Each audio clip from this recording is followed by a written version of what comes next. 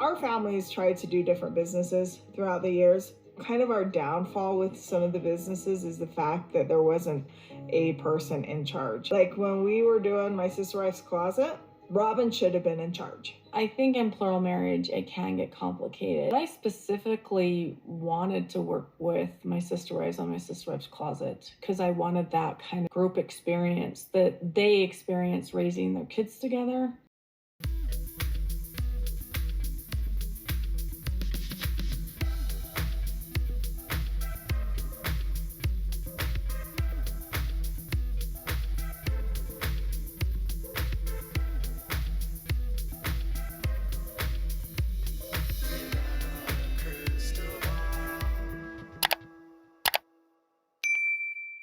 Hey friends, it's Katie from Without a Crystal Ball. Welcome back to my channel. It is Tuesday, September 26th, 2023, and I hope you are having a wonderful day.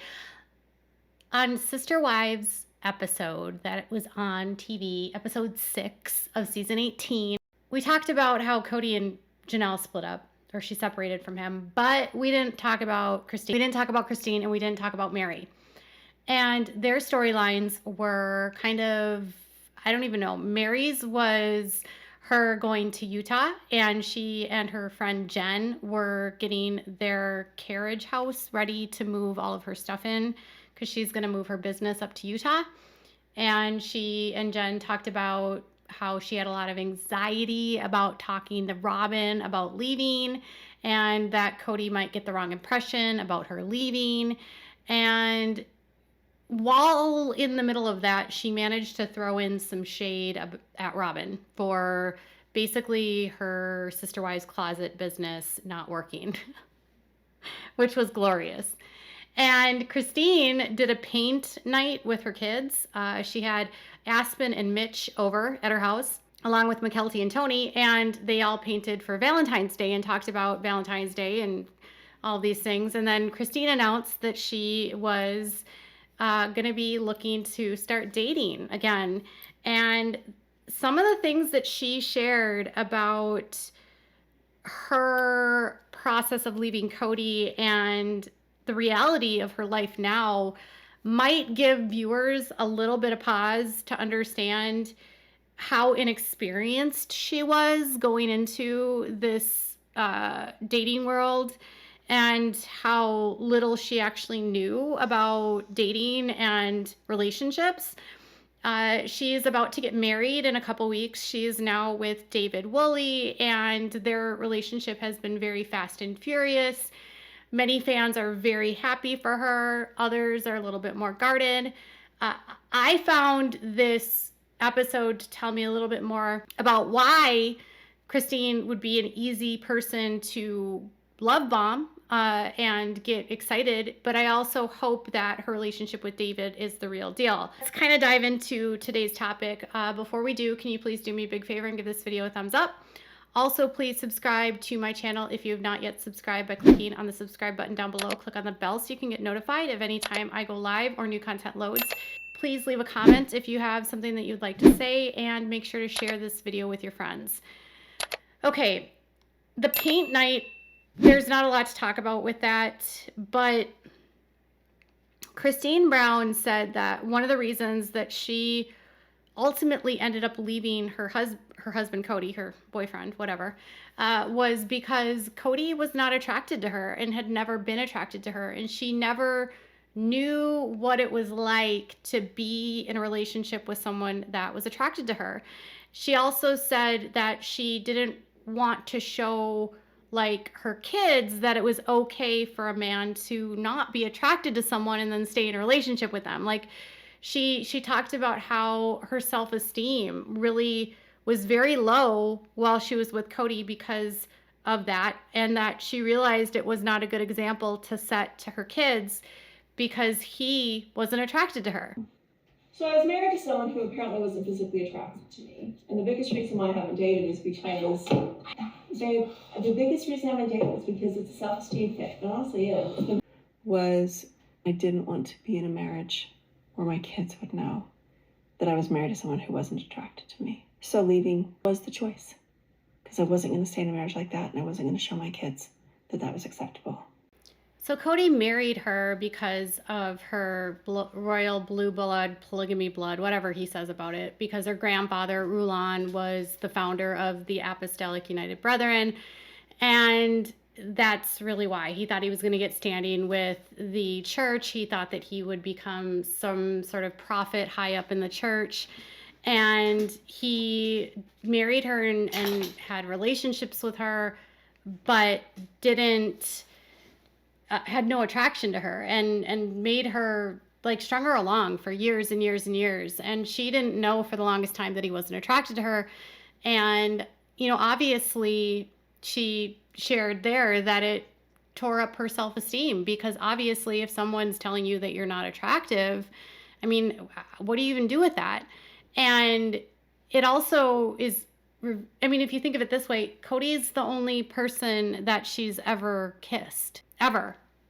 While that was her first kiss, and he wasn't attracted to her. The level of intimacy they had was non-reciprocal because he wasn't attracted to her. So she doesn't even know what it's like to kiss someone that likes her. He's the only guy I've ever kissed. Oh my God, what if I suck at kissing? What if I suck at everything like that? I don't know. I know that someone didn't like it. See why it's scary? Do you see why it is terrifying? It is terrifying. So it's equal, scary and exciting all the time, both. Because yes, I want to date, but oh my God, no, that sounds really, really, really terrifying and scary and vulnerable. Christine's 50 years old, and she's literally she grew up and was raised in a cult. She was effectively placed into a marriage. I'm assuming, I mean, they say that they're not, but it works that way. And she's put into a plural family, and she thinks the guy likes her, but he doesn't.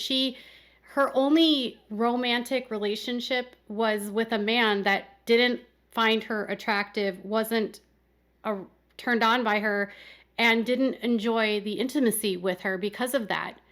And so now she's free, and she's got to strip herself of the mindset. And she even said in this part of the episode that, you know, she's at a place where she just doesn't understand why anyone would do polygamy, but she's trying to leave the church with grace and with class. But she said that she doesn't like the church, the control, the manipulation, all of the fear that's a part of it. And you get a little bit of a sense of her wanting to say more about the church and plural marriage, and not saying that it's like not a good thing, like it's bad for people. But this is an example of why it's bad for people. She's put into a marriage with a man where she can't leave because of the dependency that he places her in, with the financial abuse and the control and all of it. And she's in a relationship with a man that's not even attracted to her and doesn't want to be with her, but is using her so that he can become a prophet. He believes he'll get some standing in the church. It's really sick. I feel really bad for her. And this is why she would be very vulnerable and an easy target for any guy that didn't have the best intentions, because she doesn't have experience with dating or with intimacy or with men. And this is why a lot of women that come out of these relationships end up with someone that's like their ex. Now, David doesn't look like Kody. We don't know a lot about David's personality. We don't really know a lot about David at this point. We can only go off the fact that on social media she looks happy, but that's not always the best judge of what's going on. So I hope everything with David is solid, but this gives me insight into, like, this is the beginning of 2022 when she's talking about this. By October, she meets David, and they're engaged a few months later in April, February. It's fast, you guys. So I really hope it's working out. But it makes me sad that she spent so much of her life in a marriage where he didn't value her. So I hope she's getting that with her new husband that she's about to marry in a couple weeks. Now, Meri, her section is a little bit different. I haven't said anything to Robyn yet about what my plans are. I wanted to a couple of weeks ago. Like, really, there's no time that's going to be good. Need to let Robyn know, because I feel like she's the only one who's really going to care and is honestly going to kind of have a problem with it. It causes me a lot of anxiety, but yes, I'm going to move the clothing up here. Kody, through his flying monkey, Robyn, has been stringing Meri around and along for years and making her feel like there's a chance. And Robyn is always like trying to put out this carrot that like things could get better between her and Kody, between Meri and Kody. And Meri is making this decision to move her clothing up to Utah because her mom has passed away and the inn requires more of her time. And she has her friend Jen helping her out with it, but obviously it's unfair to put it all on one person, and it is her business. So she wants to consolidate everything and move there. And she somehow says she's not going to permanently move there, but now we know that she did permanently move there. And she seems to be having some anxiety about telling Robyn because Robyn's not going to be happy about it.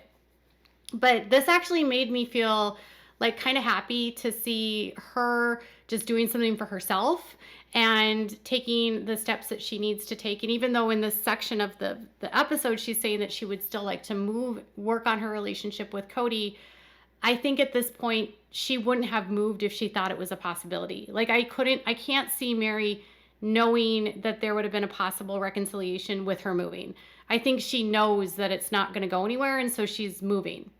And it's probably the inevitable conclusion of them finally terminating their relationship.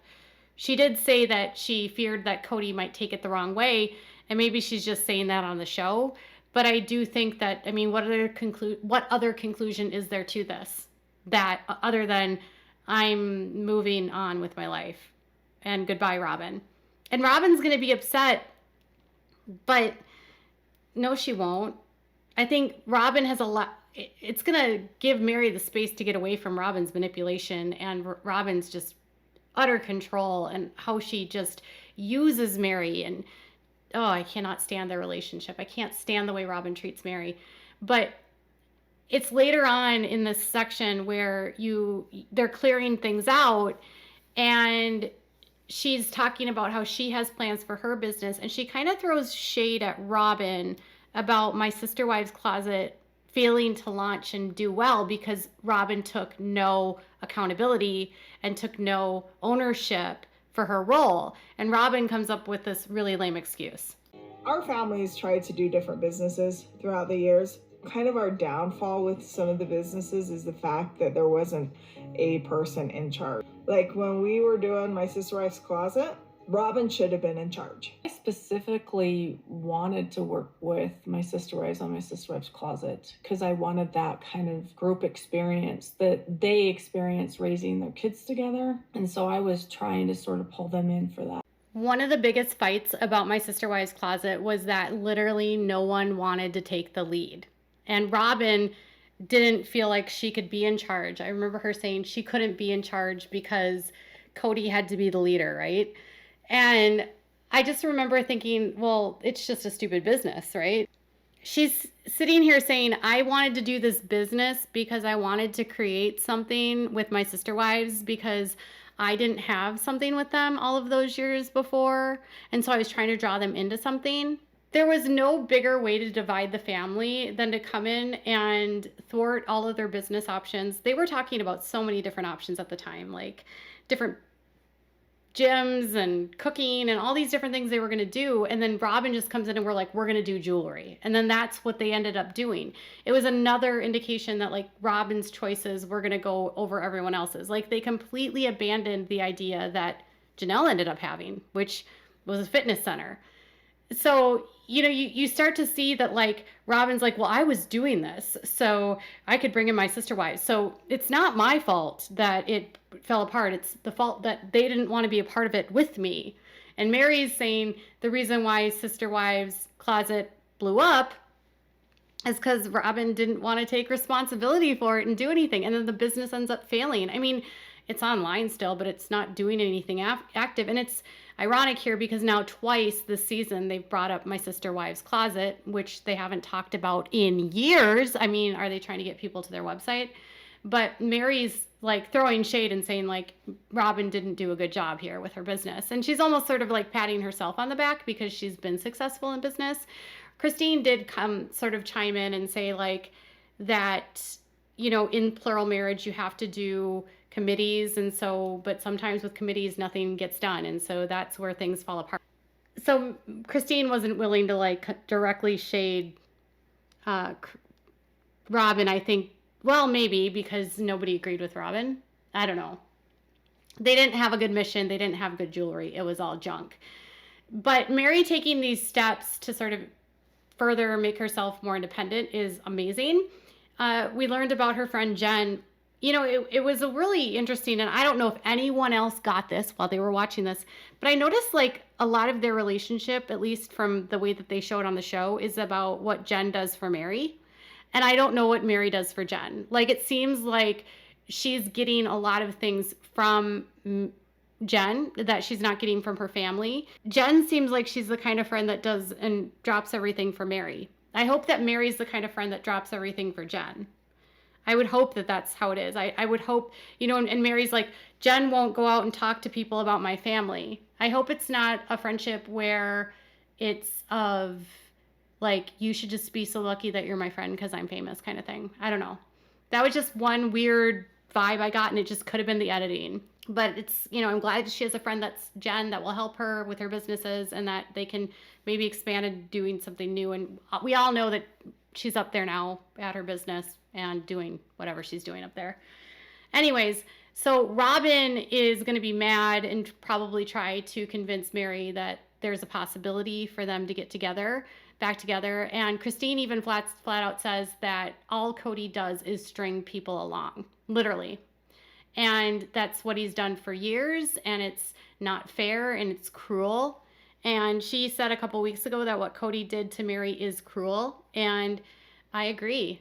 So Meri threw shade at Robyn, and Christine exposes some of the really vulnerable sides of polygamy that we didn't know. And she also revealed that she doesn't agree with polygamy anymore, but she doesn't want to be rude about it.